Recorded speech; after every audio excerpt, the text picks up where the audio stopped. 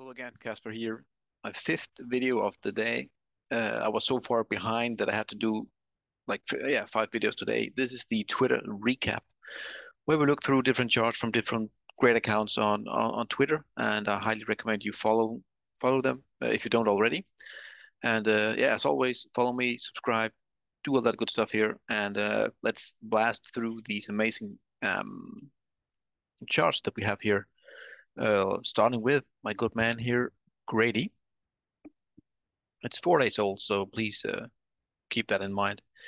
It doesn't matter. Gold, let's just press on the picture. Gold has breakout versus US CPI plus a good looking back test. This is very bullish chart for precious metals. I agree completely. New US CPI numbers will be out next week. That's actually in 2 days, by the way. So you can see here clearly the massive breakout here, the retest of that upper golden trend line. He has the, I think this is the monthly, yeah, monthly highs. And then we're backtesting the monthly highs here on this major rounding formation here. And again, this will be, in my view, when we start to move, we will go to the highs here of the cup, and from there we will see what happens. But again, beautiful chart here, and I completely agree with this take that when gold outperforms inflation, that's when you should pay attention big time here. North Star, again, Kevin here from North Star. Stock markets versus uranium. We love uranium on this channel, at least I do. Yet more evidence. Why is anyone still wasting time on the stock market? He referenced to the SPX, I guess. Yeah, exactly. You can see here SPX outperforming all the way up. This is the 12th monthly. I would say, yeah, the 12th monthly moving average. Just keep grinding it, losing momentum, breakdown here. I can see he has a cloud here as well. I'm not that familiar with the clouds, so I will not comment on that as well. Here we have the wedging formation, the squeeze, and now we're breaking down from that squeeze. Again, uranium, the URA in this case. I don't know how it looks on URNM, but URA is outperforming the SP 500. How insane is that really? And again, if we go, again, I don't know if we will, but if we go all the way back to the bottom here from this rounding top here, just like a cup on its head, I mean, you have multiples of outperformance in the making for uranium against the overall stock market. Beautiful. Great chart by Kevin. Again, Kevin here on uranium. 7 letters here. Uranium. Um, this is a currency in circulation against the uranium miners, quite similar to the SPX chart we just looked at. The same bearish wedge here. And we are breaking down here. I think he could have had, taking it wick to wick. Still, that would give the exact same look, but an earlier breakdown. But again, it doesn't really matter at all. The view is the same, and we're going much lower. Again, this is the blow off top here, the March 2020 blow off top, and we are going much lower, meaning uranium miners will outperform money that is getting into circulation. And again, they print heck of a lot of money. So to have uranium outperform that, that's that's impressive, really impressive. Again, North Star here. Jeez, he gets a lot of TV time. That's fine. North Star here. Ethereum failed. The crypto community needs to open its eyes. What is this? This is a 7-year long rising wedge here. You can see the perfect trend channels, the lower and the upper, and testing here again, getting below into, I will not call it a bear flag, but we are grinding it lower here and breaking down. It's a bit early, but again, I think the pressure down is way higher than we have the bullish side. So the bearish side is much more it's way bigger than the bullish side here in my view. Again, below the clouds, which I know is bearish. But yeah, again, Ethereum, I would much rather be another commodity in commodities like uranium, gold, and silver at this point in time. But don't under but just please appreciate the move it had, right? We came from like $1 back in 2016 and went all the way up to 4K. Man, that's insane. That's amazing, amazing. Grady again. It seems like it's only Kevin and Grady today. Okay, fair enough.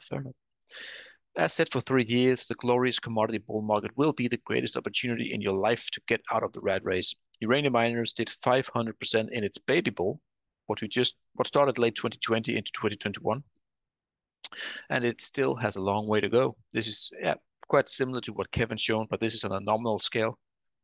Uranium, URA against the SPX, and you can just look at it here. We have so much more upside for uranium. I completely agree, both on the nominal scale, which is a big cup here, and again on the log scale looks fantastic. I have nothing to add really. Uranium, the place to be. Patrick Karim here, bad charts. Ripple, XRP is on disaster alert, or maybe it's nothing to worry about. I don't know. Until it has broken down, we cannot say anything. This pop here was a big move. This was the SEC case that got, I don't know, canceled, whatever it happened. I don't know exactly the details. And we have just gained all that back again here. And if we get below, when the news came out, if we're getting below that level, that's very, very bearish. That means that the bulls couldn't even hold those gains. But you often see it when you see a pop on news, you often retrace all the way back to that level where you started. And again, we are right there right now. At least we were when he posted this chart. It's today actually. So we are at that level again. So getting below that would be insanely bearish, and also meaning we will probably break down from that line here as well. Excuse me. But again, just appreciate here, 2017, we are at 0.001, and we came all the way up to, let's call it 2. That's 200x, right? If I do the math correctly. Yeah, that's impressive, man. There are some people that have made a buckload of money in the crypto until now. Again, Patrick here. I still don't get it. I still don't get those with a long-term bearish case for gold. Me neither, by the way. If I'm talking about you, please enlighten me. I cannot, because I agree gold will break its all-time high at 2000 and what is it, 75 within a short period of time. I'm not talking tomorrow or in a week or a month, but within some quarters it will.